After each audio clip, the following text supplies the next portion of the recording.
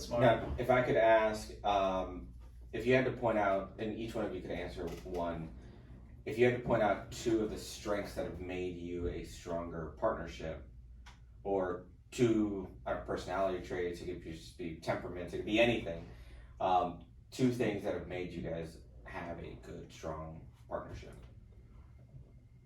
Well, I'd say that the one underlying thing is just a trust factor. So we both, well, I shouldn't speak for him, but I believe that we both fully trust each other with everything.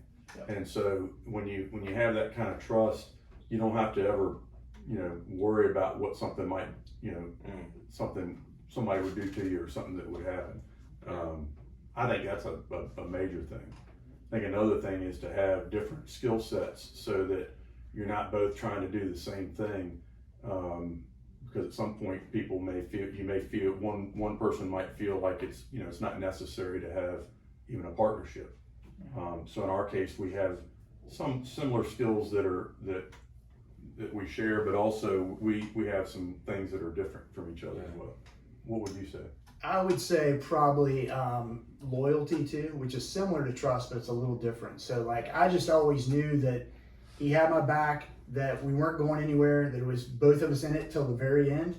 And that gives you a little extra fight and gumption when, if you're out on an island, which, most investors are, they don't have that partner to lean on. Yeah. And just knowing that they've got your back, that you're always with them. If things go down, you have a bad day, bad week, bad mindset about something, they're going to be there to help support you. That's important to me. I'd say the second is goals too. So like being aligned in what your goals are, short and long term.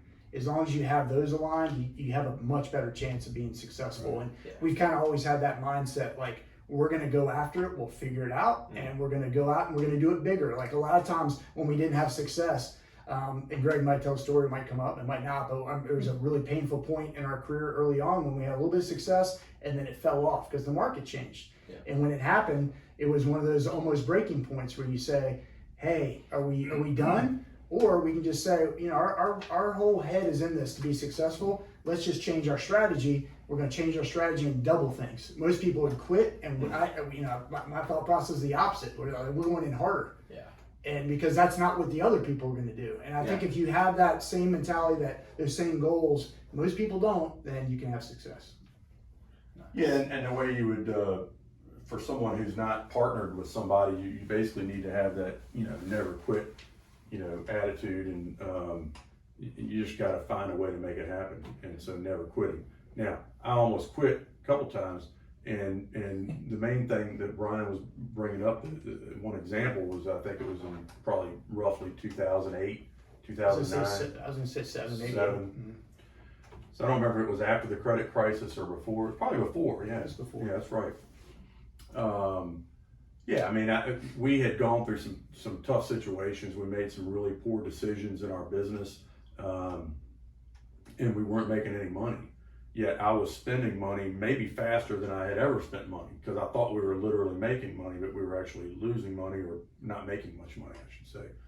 And I got to a point where it was just like, I was tapped out on all my credit lines, I had taken out like $125,000 line of credit on my house, and that was tapped out. All my credit cards were tapped out. I had car loans. I was just at a point where I was, it was just poor decisions all the way around.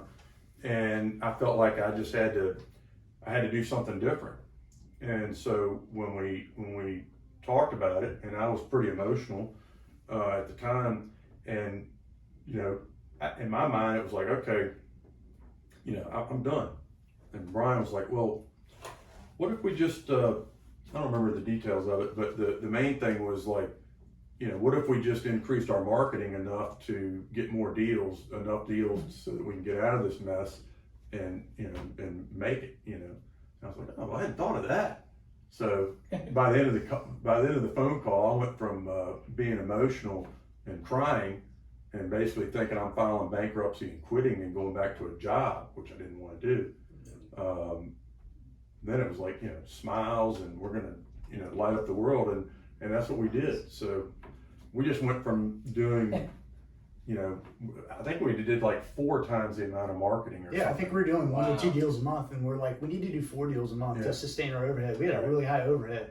We had staff, we had a ton of direct mail going out. It was 10, yeah, I'd say it was like 15 to 20 grand a month was our overhead, just because we were spending a ton of money and all this stuff. It's crazy. Yeah.